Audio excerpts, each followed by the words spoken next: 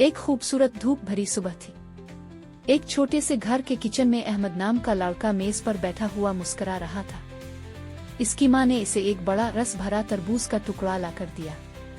वो इसके करीब आई, प्यार से उंगली हिलाते हुए बोली, माँ ओ अहमद, तरबूज खाना लेकिन बीज मत खाना। वो अहमद ने हाँ में सर हिलाया, लेकिन वो तो पहले ही बड़े मजे से तरबूज चबा रहा था।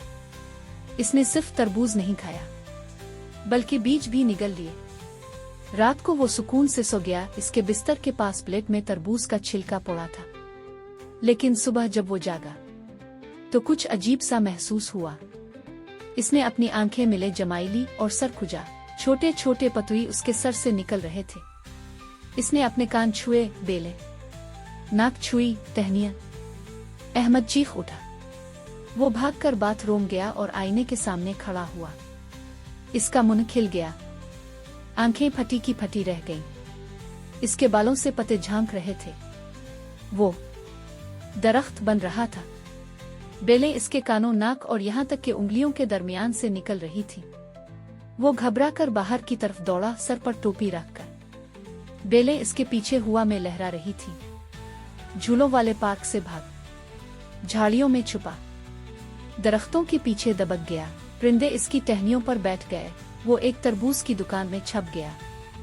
दुकानदार चीख पड़ा, ये क्या चीज है? अहमद फिर भाग गया, छतों पर चढ़ा। इसने पत्ते काटने की कोशिश की, लेकिन वो फिर से उग आते थे और ज्यादा और तेजी से। जल्द ही माली उसके पीछे थे, हाथों में पानी के पाइप और झाड़ू लिए। स्कूल में वो बिल्कुल सीधा बैठा रहा, लेकिन इसके सर से पत्ते निकलते ही जा रहे थे। आखिरकार जब लगा कि अब कुछ और नहीं हो सकता, तो एक जानी पहचानी आवाज आई, अहमद। इसने आहिस्ता से मोड़कर देखा।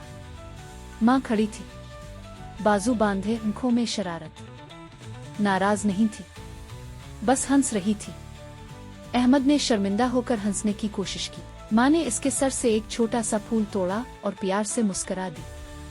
इसी शाम सहन में बैठा था, एक हाथ में पानी का कीन, सर पर चढ़े पत्तों में चहचहाते परिंदे और चेहरे पर सुकून भरी मुस्कुराहट।